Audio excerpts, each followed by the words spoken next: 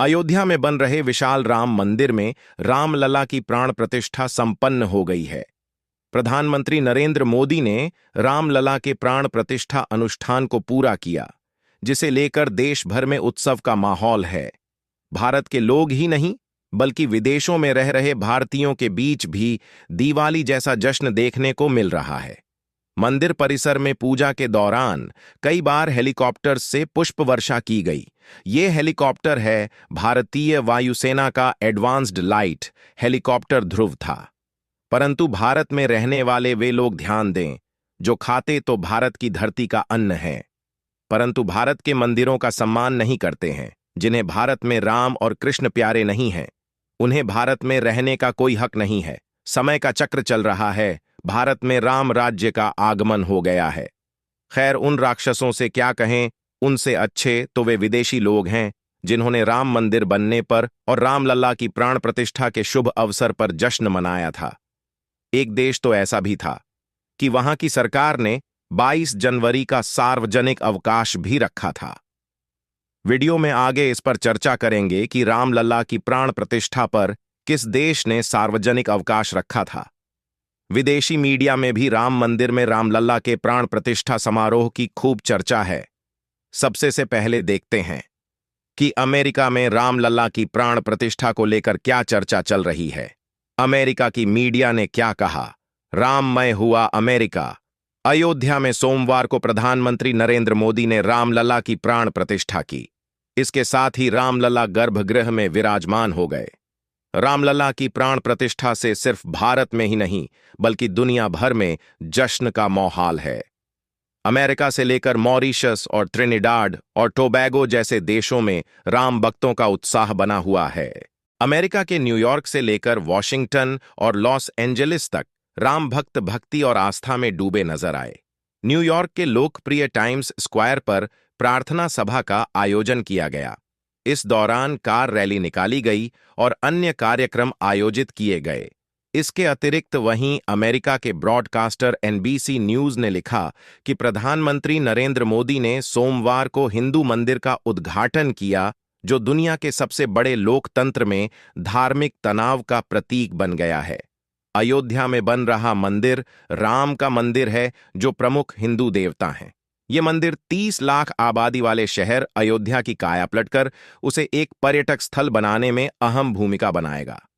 अब चर्चा करते हैं भगवान राम के पुत्र लव की भूमि पर। वैसे पाकिस्तान ने क्या कहा था? रामलल्ला की प्राण प्रतिष्ठा देख बौखला उठा। पाकिस्तान भारत के खिलाफ उगल रहा जहर। गुस्से में कही ये बात। पाकिस्तान ने कहा कि भारत में हिंदुत्व विचारधारा का बढ़ता प्रभाव धार्मिक सद्भाव और क्षेत्रीय शांति के लिए गंभीर खतरा है। इसके अलावा पाकिस्तान ने भारत सरकार से मुसलमानों सहित धार्मिक अल्पसंख्यकों और उनके पवित्र स्थानों की सुरक्षा सुनिश्चित करने को भी कहा है। OIC का भारत सदस्य नहीं है। पाकिस्तान इसके जरिए हमेशा भारत के खिलाफ जहर उगलता है। वही बात खिसियानी बिल्ली खंभा नोचे। पहले जानते हैं यह OIC क्या है और पाक कैसे यहां से अपनी घटिया बयानबाजी करता है। OIC सभ्यतावादी देशों वाला एक संगठन है। OIC में खाड़ी देश, सऊदी अरब और उसके सहयोगी देशों का दबदबा है। बता दें कि OIC में भारत का कोई सदस्य नहीं है, न ही भारत को पर्यवेक्षक का दर्जा मिला है। इस मंच के जरिए पाकिस्तान लगातार भारत के खिलाफ जहर उगलता आया है, परंतु उसका जहर उतारना भी भारत अच्छे तरीके से जानता है। ABC न्यूज ने लिखा कि BJP दशकों से मंदिर बनाने की वकालत करती रही है और इसका उद्घाटन हिंदू बहुल भारत में मोदी की जीत के पक्ष में जाएगा। अब एक ऐसा देश जो पूरी तरह राममय दिखाई दिया, उसका नाम है मॉरिशस। भारत की तरह ही मॉरिशस, जहां की आधी आबादी हिंदू हैं, वहां हिंदू सरकारी कर्मचारियों को 2 घंटे की छुट्टी दी गई है ताकि वो प्राण प्रतिष्ठा अनुष्ठान को देख सकें और प्रभु श्री राम को निहार कर धन्य हो जाएं। सनातन धर्म मंदिर संगठन की तरफ से विशेष कार्यक्रम का आयोजन किया गया, जिसमें प्रधानमंत्री प्रविंद कुमार जगन्नाथ मुख्य अतिथि होंगे। देश के 100 स्थानों पर प्राण प्रतिष्ठा समारोह का सीधा प्रसारण किया था। लंदन की गलियों में गूंजा जय श्री राम। ब्रिटेन में आयोजित कार रैली में बड़ी संख्या में लोग शामिल हुए। कार रैली पश्चिम लंदन के कोलियर रोड पर द सिटी पैविलियन से शुरू हुई वह पूर्वी लंदन से गुजरी थी। रैली में शामिल 325 से अधिक कारों व हजारों लोग जय श्री राम के नारे लगा रहे थे। शाम को मंदिर में महाआरती का भी आयोजन किया गया। ब्रिटेन में करीब 250 मंदिर हैं, जहां सोमवार को विशेष पूजन हवन का आयोजन किया जाएगा। नेपाल। श्रीराम की ससुराल में उत्साह। जनकपुर के मां जानकी मंदिर में रविवार को श्रद्धालु की खासी भीड़ रही। जनकपुर के मेयर मनोज कुमार साहा ने कहा, इस पवित्र मौके पर भारतवासियों, खासकर अयोध्या वासियों को ढेरों बधाई। नेपाल का भारत के साथ सांस्कृतिक संबंध है। श्रीराम की ससुराल जनकपुर के लोग काफी उत्साहित हैं। सोमवार को यहां दीपोत्सव मनाया जाएगा। कनाडा के 2 शहरों ने घोषित किया अयोध्या राम मंदिर दिवस।